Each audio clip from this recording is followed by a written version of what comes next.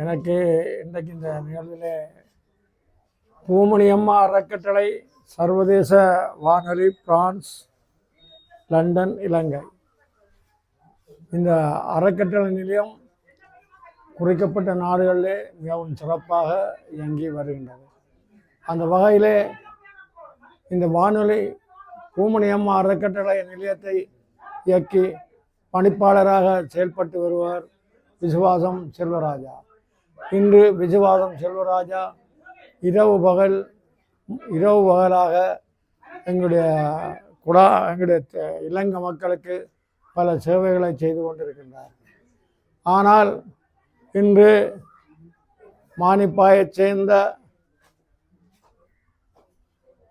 அமரர்களான Vallipuram Chinnamma, ராமுப்பிள்ளை Rasamma, ராமுப்பிள்ளை Thambimuthu, பொன்னுத்து